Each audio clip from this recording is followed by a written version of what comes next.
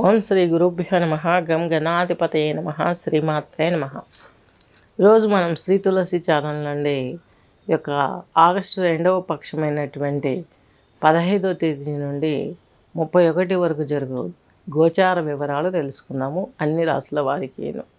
ఇందులో ముఖ్యంగా మనకు 17వ తేదీ రవి సింహంలోకి వస్తాడు, కర్కాటకం వీడి. 22న సింహంలోకి బుధుడు వర్తిస్తారు. ఈ రెండు గ్రహాలు ఈ పక్షంలో మనకు రాశులు మారిపోతున్నాయి. శని భగవంతుడు వచ్చేసి ఇక్కడ మీనరాశిలో ఉన్నారు, రాహు వచ్చేసి కుంభరాశి, కుజుడు వచ్చేసి మిథున రాశి, గురుబుధులు వచ్చేసి కర్కాటకం, రవికేతువులు వచ్చేసి సింహం, చంద్రుడు వచ్చేసి శుక్రుడు వచ్చేసి కన్యా రాశిలో సంచరిస్తున్నారు. నెక్స్ట్ వృశ్చిక రాశి, వృశ్చిక లగ్నం వారికి తీసుకున్నట్లయితే విశాఖ నక్షత్రం 4 పాదాలు, అలాగే అనురాధ 4, జ్యేష్ఠ 4 కలిపి ఈ వృశ్చిక రాశి వృశ్చిక లగ్నం కిందకి వర్తిస్తుంది. వృశ్చిక రాశి వృశ్చిక లగ్నం వారికి తీసుకున్నట్లయితే మీరు ఇన్ని రోజులు పడ్డటువంటి బాధ చాలా దయనీయమైనటువంటి స్థితిని ఫేస్ చేశారు. ఎప్పుడైతే మీరు ఆగస్టు 17 నుంచి సింహంలోకి రవి వస్తాడో అక్కడే కేతువు ఉంటాడు, అక్కడే బుధుడు కూడా 22 వరకు ఉంటాడు. తర్వాత ఆయన మరలా సింహరాశిలోనే రవితో సంచరిస్తూ ఉంటాడు ఈ పక్షం మొత్తం కూడాను. ఈ 3 గ్రహాలు రవి, బుధ, కేతు దైవ సంబంధమైనటువంటి కార్యక్రమాలు చేస్తారు. ఉద్యోగమే అదిగా ఉంటుంది మీకు వృశ్చిక రాశి వృశ్చిక లగ్నం వారికి. ఇన్ని రోజు పట్ట బాధలన్నీ సఫలీకృతమైపోతాయి, అవన్నీ తొలగిపోతాయి, నీటి మీద బుడగలాగా పోతాయి. మీరు ఆనందంగా గడిపే క్షణాలు మీకు ముందుకు వస్తున్నాయి, జీవితం సాఫీగా వెళ్ళిపోతుంది. నెక్స్ట్ మీకు 5th హౌస్లో శని, మీకు తృతీయాధిపతి చతుర్థాధిపతి పంచమంలో ఉన్నారు. అంటే తల్లి ప్రేమకు దూరం అయ్యే అవకాశం ఉంది, సిబిలింగ్స్కి తల్లి ప్రేమకు దూరం అయ్యే అవకాశాలు కనిపిస్తున్నాయి.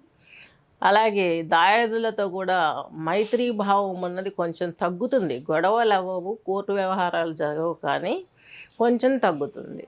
మీరు వాహనాలు నడిపేటప్పుడు కొంచెం కేర్ఫుల్గా ఉండాలి. ఎందుకంటే అష్టమ స్థానంలో 6వ ఇంటధిపతి అయినటువంటి కుజుడు అష్టమంలో ఉన్నాడు వృశ్చిక రాశి వృశ్చిక లగ్నం వారికి. దీని మూలంగా మీకు ప్రయాణాలలో చిన్న చిన్న ఇబ్బందులు ఎదురవుతాయి. పెద్దగా రక్త దర్శనాలు అయితే జరగవు, ప్రాణాలు అయితే పోవు. ఎందుకంటే ఇతను ఉన్న యొక్క స్థలం అటువంటిది. నెక్స్ట్ రాహు వచ్చేసి మీకు చతుర్థంలో ఉన్నారు. ఇది పెద్ద గాజు పెంకులు గుచ్చుకోవడము, వాటికి సంబంధించిన దాంట్లో యాక్సిడెంట్లు జరగడము, ఇలాంటివి జరిగే అవకాశాలు ఉన్నాయి. ఎస్పెషల్లీ రాహు అంటేనే గాజు పెంకులకు సంబంధించినటువంటి ధాతువుకు అధిపతి అతని పీరియడ్ నడుస్తున్న వారికి, అతని దశ అంతర్దశలలో ఉన్న వారికి, అతను గోచారంలో రాహు 4లో ఉన్నాడు కాబట్టి ఇలాంటి ప్రాబ్లమ్స్ ఫేస్ చేసే అవకాశాలు ఎక్కువగా ఉంటాయి.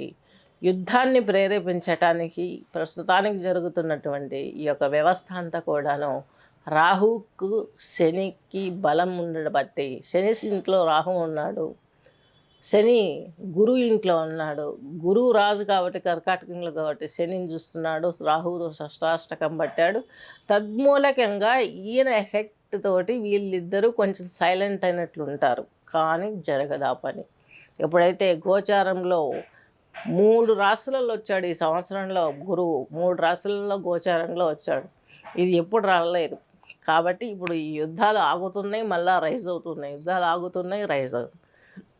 ఉన్నది ఏంటంటే వర్షాలు పడతాయి. ఇప్పుడు ఆషాఢంలో పడలేదని ఎవరు బాధపడక్కర్లే. శ్రావణ భాద్రపదాలు వర్ష ఋతువులు, ఆశ్వీజ కార్తీకాలు తుఫాను కాలం, నవంబర్ డిసెంబర్ తుఫాను కాలం. కాబట్టి 4 నెలలు అసలైన 4 నెలలు ఉన్నాయి.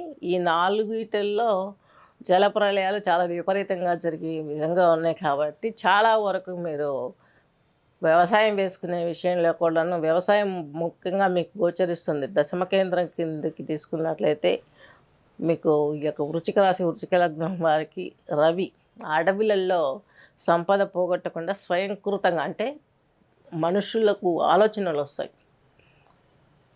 ఏది మెట్ట ప్రాంతం, ఎక్కడ ఏం వేయాలి, ఎలా చేసుకోవాలి, ఈ థాట్స్ అన్నీ వచ్చి చక్కగా జీవితాన్ని లీడ్ చేసే అవకాశాలు స్పష్టంగా గోచరిస్తున్నాయి. స్వస్తి.